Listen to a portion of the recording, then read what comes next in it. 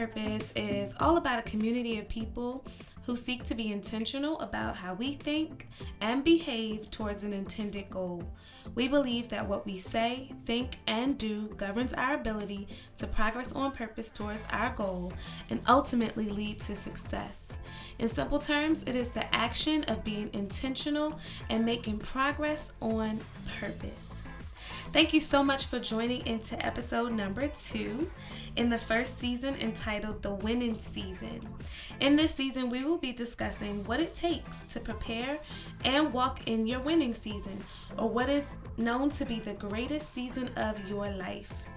We all have our own journey, and when we live intentionally, we make purposeful decisions and strategic moves that allow us to set ourselves on a path to live our best life. So if you are new to this community, I encourage you to listen to our welcome message as well as the first message entitled, Are You Going Somewhere?, in order to get a clear understanding of what this show is all about. But since you're listening, you are here for and with purpose. So go ahead and hit the subscribe button now to stay connected, because this show will not do anything more than help you grow, live, and make progress on purpose.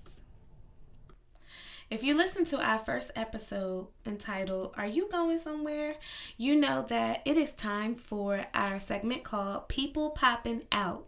This is the segment of the show where we highlight, celebrate, and give kudos to people in the media, whether that be mainstream media, social media, or wherever, who are living intentionally to make progress towards their goals and make strides in the community or the lives of other people, or simply doing what it takes to make their life better, their family lives better, or our entire world better.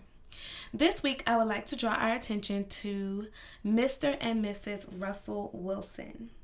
If you haven't heard, Ciara and Russell Wilson are now the co-owners of a professional sports franchise.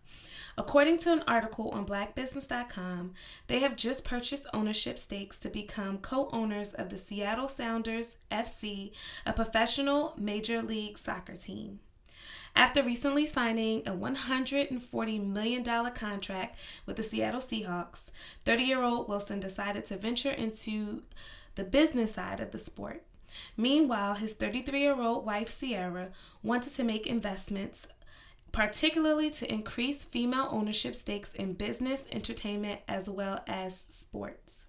And as Ciara says, she hopes to inspire women and girls, especially their 2-year-old daughter, to make waves in the industry where they are underrepresented.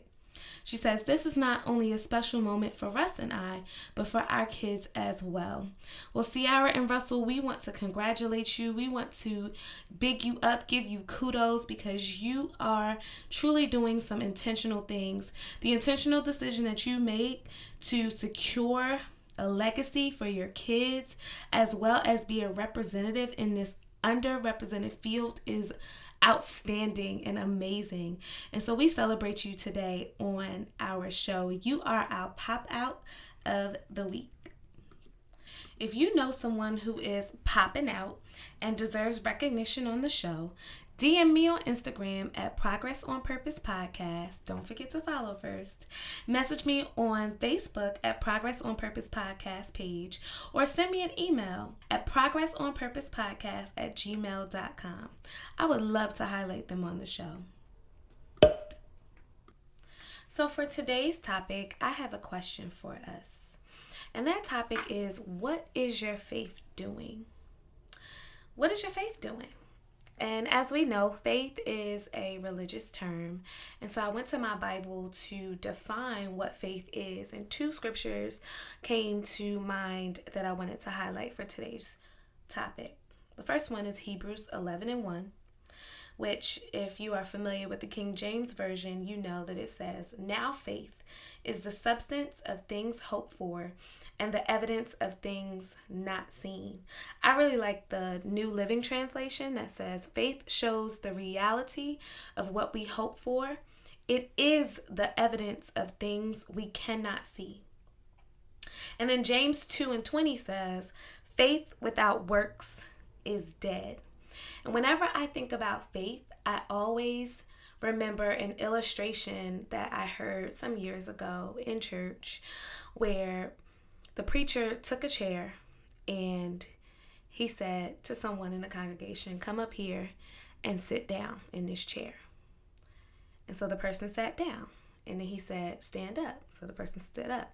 And then he said, "Sit down." So the person sat down again. And he said, "When you sat down, did you have any doubt, any reservation that this chair was going to crumble or fall apart when you went to go sit down?" So the person's like, "No." And so he said, "So you didn't think that the chair was going to throw you over or make you fall out of it as soon as you sat down, or not be there for you to sit down?" And she said, "No, I put the chair there. I saw you put the chair there, so I know it's there. I'm going to sit down." And he began to talk about how we have more faith in a chair, an inanimate object, than we do in God sometimes, and that we do in even the things that we pray about, the things that we desire. And so as we talk about what is your faith doing today, I want us to keep those things in mind.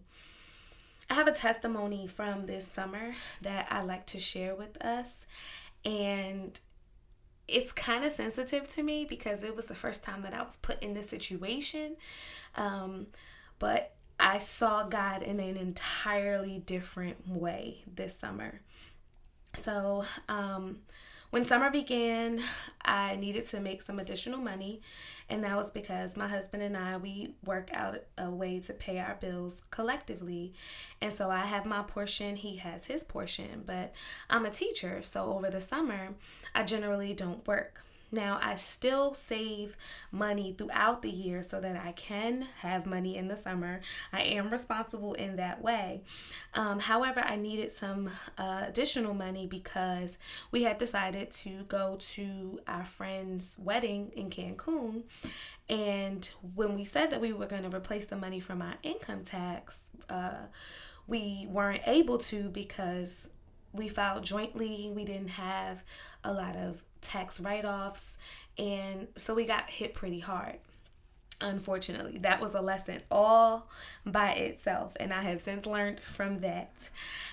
So I needed money to cover my bills and even just to keep up with the summer: gas, food, miscellaneous items, and even entertainment.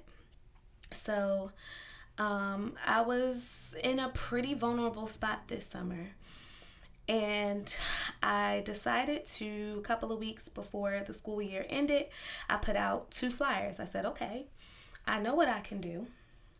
I'm going to talk to someone that I know who runs a church and who runs a church summer camp, and I'm going to host a summer camp at the church. I'll be the director. The parents will have to pay. I'll take a cut from that and pay myself, and the rest will go towards the church, and I will be fine. And then I say, you know what? I could also teach a mini course or a sewing clinic for kids.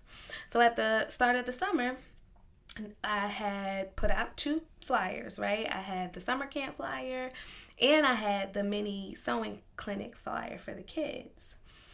At the start of summer, neither idea had any clientele, and I was headed to Cancun the following week for the wedding.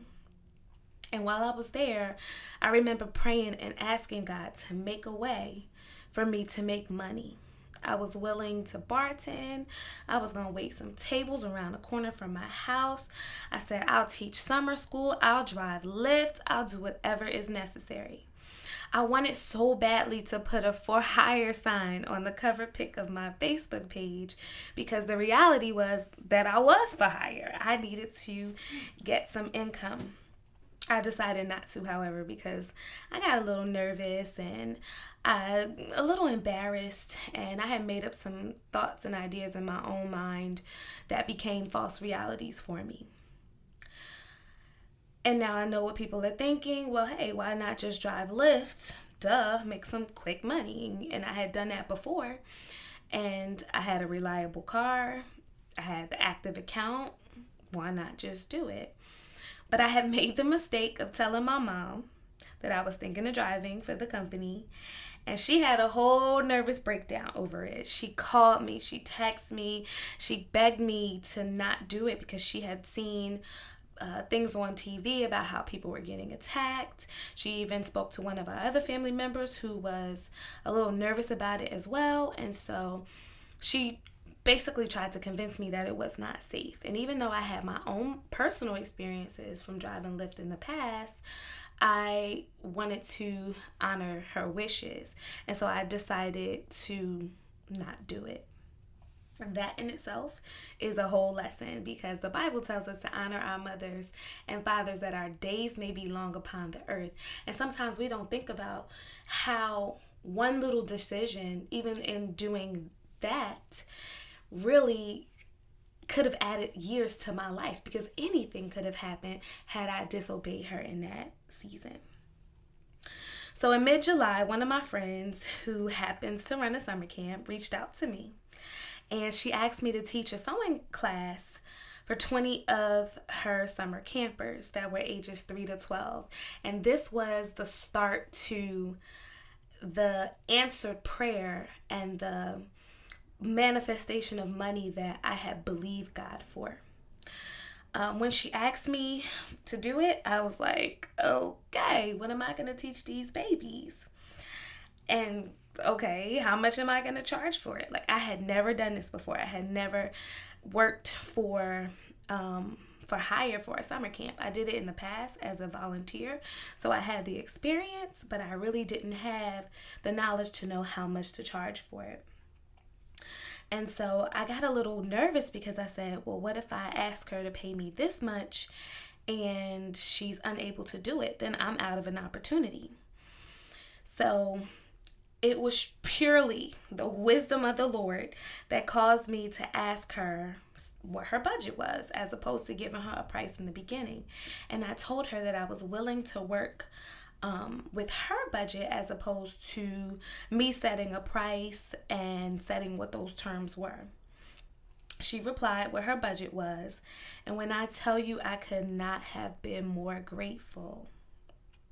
I told her that I was happy to work with her budget, and I looked forward to future opportunities beyond this one, because that was the other thing. I didn't want to price myself out of future opportunities. I wanted to be fair, and so that in the future she could call me and she already knows what I'm expecting, and we would have a lasting relationship. So I told her that I would create an activity within a 3-hour time frame that was fun and age appropriate. And so bam, right there, my first manifestation of income had come out of prayer, out of believing God, and out of faith.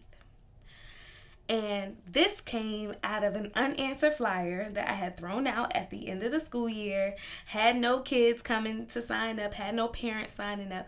And I believe that I could have done a better job, transparently. I could have done a better job with advertising. But I think there were parts of me that really just didn't want to do it. I don't know. I can't even answer. And so even though the flyer that I threw out was a different format, like I wanted the kids to come to me and I was going to teach them for a couple of hours and then they would go home. It wasn't the same format. However, it was obviously what I was ordained to do in that season.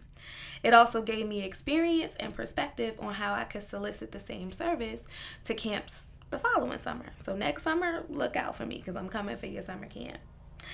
That weekend, my sister invited my mom and I out to celebrate her birthday, and I knew I wanted to go, and I was so grateful that now I had a couple of dollars that I could support myself while there. And I want to stop right there because sometimes we want God to just give us stuff in chunks and in lump sums. God, I need $5,000, and you expect those $5,000 to come in the mail, and you feel like that's it, that's gonna be great. Well, it doesn't always work like that. Sometimes God will give you things piece by piece, bit by bit, but it's always on time. Always on time. And so just like how this first example, I was able to go to celebrate with my sister, and I had money to support myself. I couldn't do everything that I wanted to do, but I was able to contribute to the hotel room. I was able to pay for the parking. Well, truthfully, that was my contribution. I couldn't contribute to the hotel room, but I paid for the parking, which was pretty darn expensive. I also was able to cover all of our charges for the nightclub that we attended, and I even paid for half of the meals for dinner. So those little things helped so much. And I was even able to squeeze out a nice inexpensive gift for her that I picked, that I knew she would love the moment that she opened it up. The next chunk of money came from pure happenstance as well. I was on the phone with my best friend, same one I went running with, and she had just gotten a job at a new school, and so she was also working a 2-week summer program. And I said, "Oh, 2 weeks? They hiring?" And she said, "Possibly, yes. And since you're a science teacher, I'm sure they can use you." And this summer school session paid in stipends. And so I said, with this stipend, that could potentially really, really help me out with the bills that I need to pay for the summer. And with this particular school, it was only for 2 weeks. They supplied the lesson plans, the assessments, the behavioral support was there, and everything that I would need to have a successful time. All I had to do was land the job. So I reached out to the recruiter, and after a while I didn't hear from her, so I reached out to her again. And the second time that I reached out to her, she invited me to do a 10-minute demo lesson. And I was a little upset with that, because I'm like, what? I've been teaching for 10 years. It's usually, you saw my resume, you know what I could do. However, I'm so glad I did the 10-minute demo lesson, because I realized that people have different expectations of what good teaching looks like. And I'm grateful that I've had experiences where I can go into a lesson, and within that 10-minute lesson, I can do everything that I need to do, every component of the lesson, and do it well and successfully. So I prepared for the lesson, and I went in there, and honestly, y'all, I crushed it. And I left knowing I crushed it. Not to be cocky, but I knew that I did what I had to do. I knew that I had prayed about this job. I said, "Lord, I need this. This is going to be one of the major blessings in this summer, and I cannot fail. I have to get this done." And I went in there knowing that I could do it, and I did. So within 2 days, I had gotten an email and an offer for the position. So there you have it. There was my next sum of money, my next chunk. And I could tell you it was a good piece of change, considering I only had to put in 2 weeks of work. And I had worked similar previous jobs in the summer, and the rate was not as good. So I can tell you I was grateful, and it also let me know that I was on time. Oh my God, you guys, I have so many examples this summer, and the Lord instructed me to write them down so that I could share them. The next one is just about how my husband and I, we like to take small trips throughout the summer. Nothing major, but we like to go to, nearby cities, go get some good food at a good restaurant.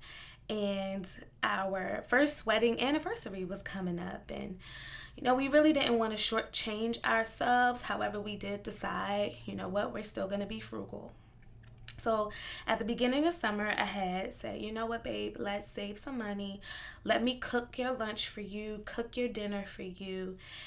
Just, pay for the groceries. I got you." And at the time, and actually still currently, I decided that I wanted to lose some weight. And so I started eating 1 meal a day. And so my demand for food wasn't that great. And so this particular system, me eating one meal a day, me cooking his lunch and dinner, this worked out so well for us, and it actually bonded us together. But in the process, we realized, hey, we could save a lot of money.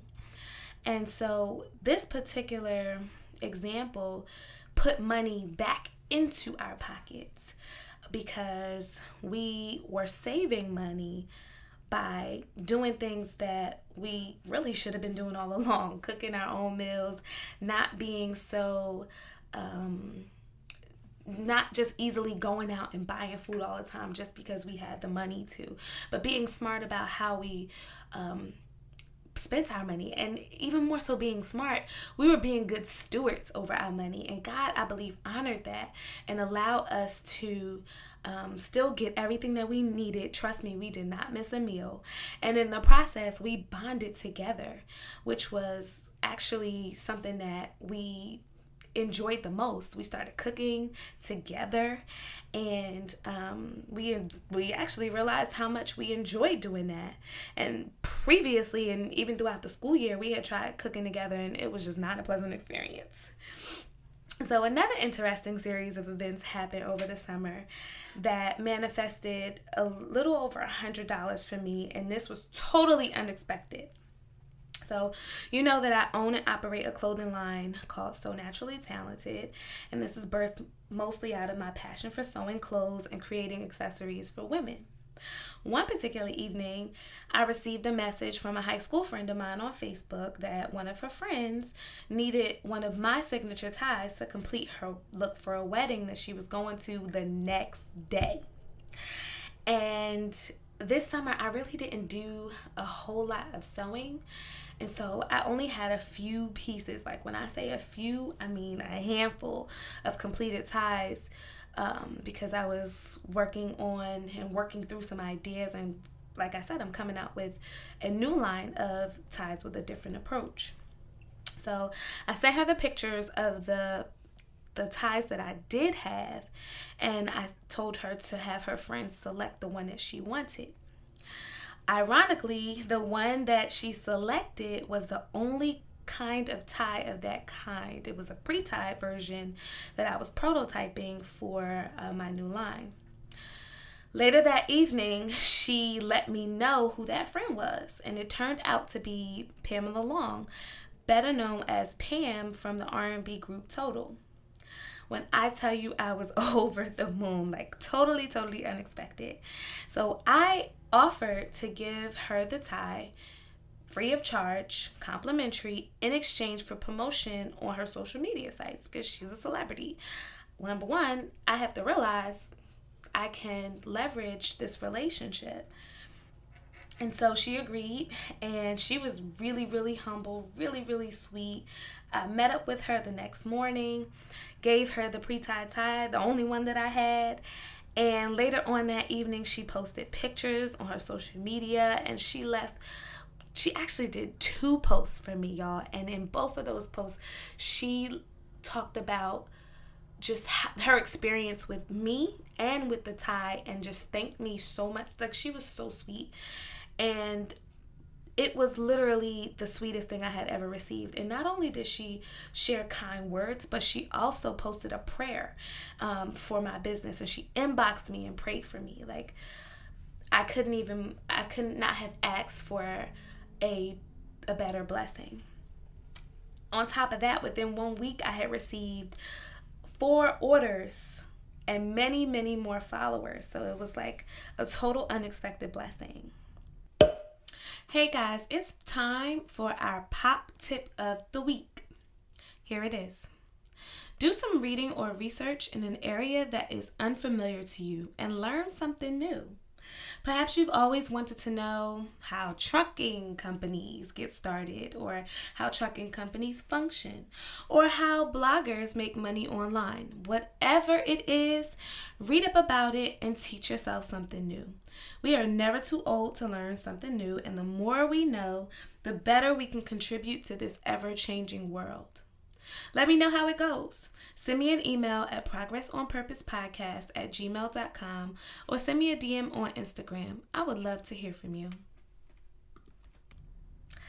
A Facebook message yet again blessed me when I received a request from one of my neighbors who was looking for someone to help her out and pick up her 3-year-old daughter from school every day. She offered to pay me weekly, and she was really in need because she had just gotten a new job. So I said, okay, I'm not working over the summer. I could pick her up. It's and even throughout the school year, I said it's on my way from work, so I could just pick her up, no problem. And so I discussed it with my husband. He agreed that, hey, it's a good idea. Try it out. So we worked out a rate that was workable for both her and I. And I need to stop right here and say this. Sometimes we have to meet people where they are. And when we do that, God will make up the difference. God will bless us. And so when I came up with a rate for her, first of all, I prayed about it. I did, because I had no idea how much to charge her. And we worked out a rate together, one that she was comfortable with as a mom of, I believe she has 4 children. I believe she's a single mom. I wasn't trying to hit her over the head. God knew my heart. God knew my intention. And I also thought about how when I was a child, I knew that there were people in my mother's life who lent their hand out for my mom. Oh, I'll watch Michelle. Oh, I'll help you do this. People used to drop off food to our home sometimes. And even my mom, that's the way I learned. My mom reciprocates the same thing.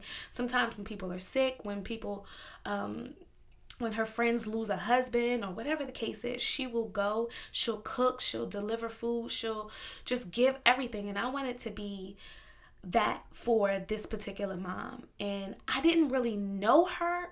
I had met her prior to in our Facebook group for our community, but I didn't really know her. But my heart went out to her for some reason. And so I wanted to be available for her. I wanted to be there for her. And when I tell you, she has been so consistent, and it has put money in my pocket that allows me to take care of the things that I need to take care on a day-to-day. And if I don't spend that money, I invest it. I put that money to the side and I say, okay, this is going in my investment account. This is going to be put towards XYZ. And the other part of that blessing is that when I first met my husband, I talked to him about how I wanted to start a livery service. And this is because when I was a child, I rode on the livery service from school. And so I always was intrigued by the idea. And so God is like, oh, you said you want to start a livery service, right? Okay, here's this opportunity.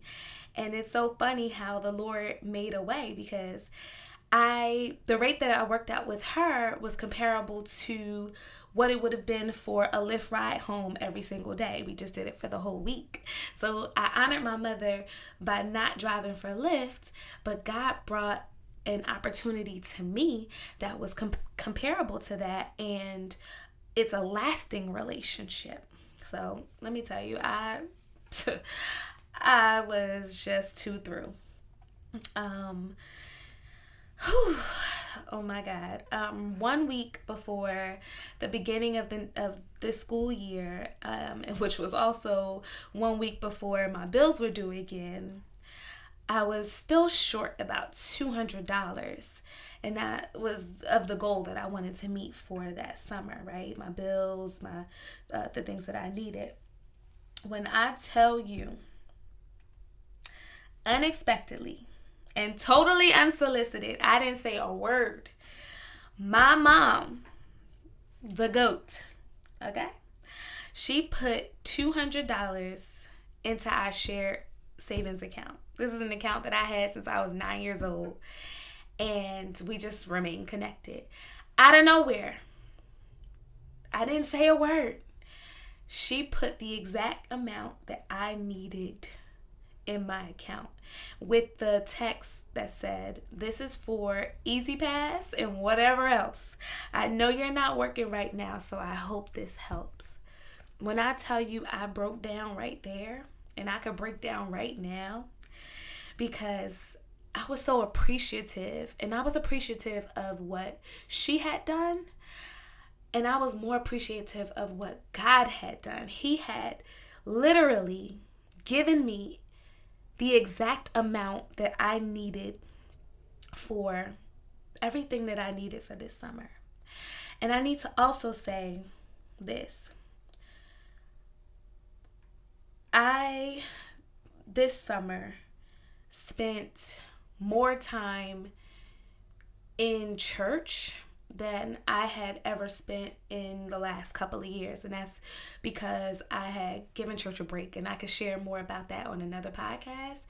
But I had just made some personal decisions that had me out of church. However, I'm married to a minister and a drummer. He's not just a drummer, but he is a minister. He's a praying man. He requires that, we're a household of faith, and I have no problem with that. And so we go to church. And for a while, I was just like, all right, I'm just going. We just gonna go. We gonna leave. I'm not doing nothing.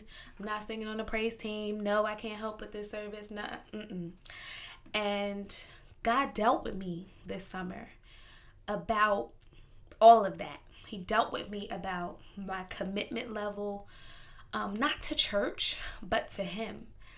And He also dealt with me in the area of my finances. And so one of the things that He said to me in my private time was that I'm no longer going to be abused in the area of my finances in church. And that was an area that in the past I had been abused in. And so this summer, I started to release what I should have released in the past, like release anger, bitterness, hurt, all of those things. And again, I will share more about that, but I released so much this summer, so much so that I became more and more comfortable releasing money, releasing what I used to hold on to so much.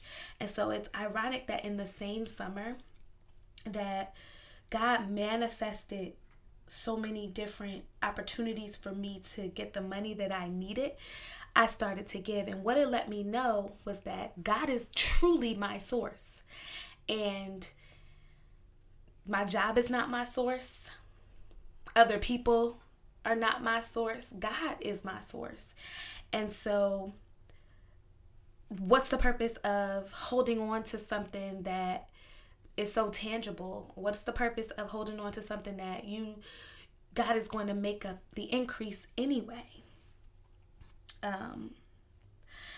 This particular blessing that I'm going to share is the one that is the most unexpected yet expected. And I say that because you all know that I have a passion for planning and for, I love being an operations manager or a project manager. Like, that is something that I love to do. And so the opportunity came for me maybe back in early part of summer to work on planning a project for one of my close friends. And he actually hired me to be the operations manager for a series of events that he wants me to put on. And what I love about this particular relationship is that even though this person is a close friend of mine, business is still business. And he understands my worth. He understands what I'm worth in this capacity. He understands and he knows my work history, my work ethic. He knows that just because we're cool, I'm not going to take advantage of that. And he was even furthermore just committed to work only with me. Like, he didn't want to work with anybody else, to the point where he was willing to put off the event until I was available. And let me talk about the favor in that. Sometimes opportunities are waiting for us to catch up, right? And I think that just blows my mind how at the right time and the right opportunity will come along, and it will be just for you, and it will catapult you and start something, or even just spark something inside of you that excites you. And so I'm really grateful. And so when it came to negotiating payment, I was a little nervous. I was like, okay, um, this is, I know what my worth is, but I know we're friends, so I don't want to hit you over the head. And when I talked to him, he was happily willing to pay what I had asked for. And I was so grateful because, again, that's more income coming into my home. I had made a declaration this summer that next summer I'm not working. And I said the reason why I don't want to work is because I want to do something that I'm passionate about. So whereas, I am a teacher, I do love teaching, I love kids, I have other passions. And so I want to be able to, in the summer, in those 2 months, explore some of the other areas that I'm really passionate about, like fashion, like planning. And I want to be available that entire time. And so I told myself, and I prayed about this, and I decided that I'm going to put more money to the side from every check as much as I can, and live frugally and do what I need to do so that I have enough money saved up in the summer. I'm not put in the same jam that I was put in this summer, because we got to learn from our mistakes, and just make that opportunity a reality for me for next summer. But unbeknownst to me, God was honoring that moment of faith, and he started to give me opportunities to earn more money throughout the school year so that I could do what I need to do in the summertime, or what I want to do in the summertime, and at the same time not skin me too close during the year. Like, I won't have to be, thank God I won't have to be eating oodles and noodles and feeding my family oodles and noodles. Like, he's like, all right, I'm gonna honor the faith that you have and the work that you're putting in behind it, because like I said, faith without works is dead. Like, you got this idea, but you're actually putting feet to faith, and because you're putting feet to faith, Michelle, I'm gonna honor that. And so since I made that declaration, opportunity after opportunity has been coming. I even got 2 more inquiries actually to oversee projects for both large and small companies, y'all. I mean, I am so grateful. It is putting me in a space to do the things that I really love to do. Like, I really love to do this stuff. It's also forcing me to start another business that I really should have started years ago. I really should have jumped on it years ago. But that's what goes back to what I was saying earlier, how sometimes opportunities will push you to do the things that you should have done before. And so, what is the meat of today's topic? The question was, what is your faith doing? Right? And I just shared my testimony, and I'm sure when I listen to this, I'm going to be like, I said that? Oh, I did? But I want to be as transparent as possible and let you know that faith is something that, a lot of us like to talk about, especially those of us who, are faith-based, go to church, or religious, or practice some religion, and we truly believe that what we pray for will manifest. And I just wanted to testify and let you know that the very things that, when we step out on faith, the very things that we are operating in faith in, as we are doing the work, as we are putting ourselves out there, as we're being just open to all of that, literally those things will come to pass. They'll come to pass. Faith is the substance of things that we hope for. It's the very evidence of things that we can't see. I could not see how I was going to manifest exactly what I needed this summer. I could not see exactly how I was going to manifest what I need next summer. And I still don't know the whole picture. So I can't wait to tell the story. And trust me, I'm going to write it down. But I'm looking forward to next summer now because I can already see glimpses of what God is doing as I walk in faith. And I know it is only the confidence of God that allows me to have the kind of faith that I have. So the meat of today's message or today's talk is simply that truly faith without works is dead. We have to operate in faith and activate our faith in order to produce results. When we operate in faith, God will come through and He will perform. He will give us literally the evidence of the very things that are not seen. I hope this message helped you today, encouraged you to live by faith, encouraged you to activate your faith. The question is, what is your faith doing? I hope that your faith is not just all coming out your mouth, but we're actually putting feet to faith. We're actually doing the very things and operating in the very things that will cause God to move. And I'm excited to hear about what God has done for you, or what you can see glimpses of Him doing for you in this season. Please reach out to me on Instagram, on Facebook. I really, really, truly want to know. I hope that this helps someone.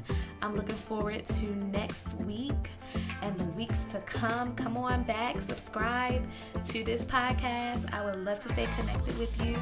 But in the meantime, let's continue to make progress on purpose. Take care.